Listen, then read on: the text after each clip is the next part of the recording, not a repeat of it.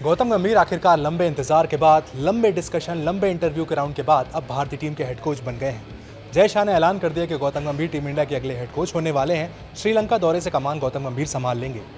गौतम गंभीर के नाम के अनाउंसमेंट के साथ ये चर्चा शुरू हो गई है कि गौतम गंभीर टीम इंडिया में आ तो हेड कोच के तौर पर रहे, लेकिन क्या बदलाव गौतम गंभीर अपने साथ लेकर आएंगे। इस बार केकेआर के मेंटोर के रूप में थे आईपीएल में, केकेआर ने चैंपियनशिप जीत ली और उसके बाद से ही चर्चा शुरू हो गई थी क्या गौतम गंभीर भारतीय टीम के हेड कोच बनने वाले हैं। उन्होंने अप्लाई भी किया और बीसीसीआई ने भी कहा कि भाई गौतम गंभीर ही हमारे हेड कोच होने वाले हैं। बहुत सारे लोगों के मन में सवाल आया कि भाई गौतम गंभीर जब कोच बनेंगे तो क्या भारतीय टीम जैसी दिखती है फिलहाल वैसी ही दिखेगी, या फिर गौतम गंभीर का जो अप्रोच है खेल के प्रति वो भारतीय टीम में भी देखने को मिलेगा। देखिए, बदलाव तो साफ तौर पर गौतम गंभीर के खेल में दिखेंगे। कई सारी ऐसी रिपोर्ट्स भी सामने आई हैं जहां पर गौतम गंभीर ने साफ कहा था कि वो टीम पर पूरी तरीके से कंट्रोल चाहते हैं। यानी ऐसा नहीं कि वो सिर्फ एक कोच की भूमिका निभाएंगे जहां पर उनके पास सिर्फ मैदान के बाहर खिलाड़ी को गाइड करने तक का काम होगा, ऐसा नहीं है। गौतम गंभीर फ्री हैंड चाहते थे, बीसीसीआई की तरफ से फ्री हैंड दिया गया है। कई सारी रिपोर्ट्स ऐसी निकलकर सामने आई हैं। अगर बात की जाए फ्री हैंड कंट्रोल की, तो अब तक हमने देखा है चाहे राहुल द्रविड़ कोच हो, उनके साथ जो कंट्रोल एक तरीके से देखा जाता था वो हमने देखा रोहित शर्मा के हाथ में ही रहता था। उसके पहले अगर रवि शास्त्री की बात करें, उनके साथ विराट कोहली, ज़्यादातर डिसीजन हमने देखा विराट कोहली लेते हुए दिखाई देते थे।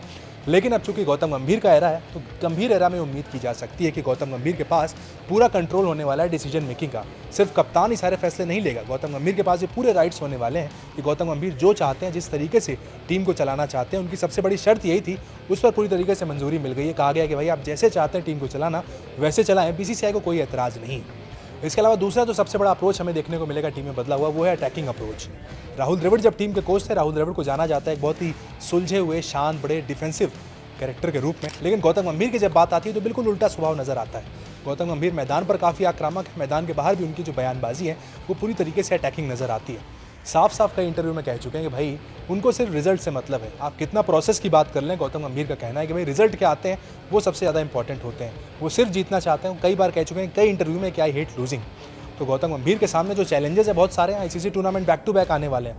2025 में WTC होना है फाइनल, उसके बाद 2025 में चैंपियंस ट्रॉफी है, 2026 में T20 वर्ल्ड कप है, 2027 में वनडे वर्ल्ड कप है। तो उनके 3 साल का जो टेन्योर है काफ़ी कठिन होने वाला है। कांटों का ताज गौतम गंभीर ने पहन लिया है। देखना होगा कितने रिजल्ट आते हैं। राहुल द्रविड़ जाते जाते टीम इंडिया को एक आईसीसी टाइटल जिता गए हैं।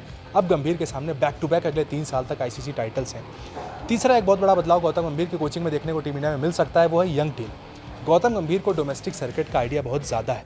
गौतम गंभीर बहुत ज़्यादा देखा जाए तो डोमेस्टिक प्लेयरों के साथ काम करते हुए नजर आए हैं। एक किस्सा अगर आपको बताऊं तो गौतम गंभीर ने एक बार कहा था, उनसे पूछा गया कि भारतीय क्रिकेट का अगला सुपरस्टार कौन होने वाला है। ये सवाल जब भी किसी दिग्गज से पूछा जाता है तो आमतौर पर ये कहते हैं कि भाई शुभमन गिल हो सकते हैं, कोई किसी बल्लेबाज का नाम बताता है। लेकिन गौतम गंभीर ने कह दिया था भारतीय क्रिकेट के अगले सुपरस्टार रवि बिश्नोई होने वाले हैं। रवि बिश्नोई का डेब्यू तब तक नहीं हुआ था।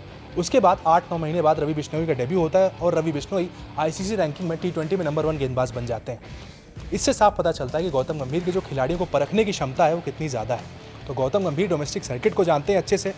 बहुत सारे ऐसे खिलाड़ी जो हमने देखा आईपीएल के आधार में टीम इंडिया में अपनी जगह बना लेते हैं, अब शायद ऐसा नहीं होगा। डोमेस्टिक क्रिकेट के जो खिलाड़ी हैं शायद चूक जाते हैं, उन्हें इतनी लाइमलाइट नहीं मिल पाती है, लेकिन गौतम गंभीर सब पर नज़र रखते हैं। स्टेट की जो क्रिकेट है उस पर काफ़ी ज़्यादा नज़र रखते हैं, दिल्ली पॉलिटिक्स को बहुत अच्छे से समझते हैं। इन सब के बीच गौतम गंभीर यंगस्टर पर बहुत ज़्यादा इन्वेस्ट करने वाले हैं। ये एक बहुत बड़ा बदलाव टीम इंडिया में दिखने वाला है। एक और बहुत बड़ा बदलाव जिसकी चर्चा लगातार हो रही है कि गौतम गंभीर क्या कोच बनेंगे तो 3 अलग अलग फॉर्मेट की 3 अलग अलग टीमें होंगी। कई ऐसी रिपोर्ट्स निकल कर आई हैं जिसमें साफ कहा गया है कि 3 अलग अलग फॉर्मेट होंगे, 3 अलग अलग टीमें होंगी। ऑस्ट्रेलिया ये फॉर्मेट अपना रहा है, इंग्लैंड ये फॉर्मेट अपना रहा है। क्या भारतीय टीम भी इसी फॉर्मेट के साथ चलने वाली है? ये सवाल गौतम गंभीर से एक बार जब इंटरव्यू में पूछा गया तो उन्होंने कहा था कि इसमें कोई ऐतराज़ नहीं है। अगर देखा जाए तो ऑस्ट्रेलिया सक्सेसफुल है, इंग्लैंड भी सक्सेसफुली क्रिकेट खेल रहा है, तो अगर गंभीर कोच बनते हैं तो तीनों फॉर्मेट की 3 अलग अलग टीमें, जैसा कि इंडिया में कल्चर नहीं है, वो भी देखने को मिल सकता है। यानी कि टेस्ट स्क्वाड अलग होने वाला है। T20 से ऑलरेडी हमारे सीनियर प्लेयर जा चुके हैं, बची वनडे क्रिकेट की बारी। तो वनडे क्रिकेट पर क्या गंभीर करते हैं, क्या फोकस होने वाला है, ये इंपॉर्टेंट हो जाएगा, क्योंकि चैंपियंस ट्रॉफी के पहले सिर्फ 6 वनडे मैच है भारत के पास। उन 6 मैच पर ही आपको जज करना है कि आपकी तैयारी कैसी है वनडे क्रिकेट को लेकर।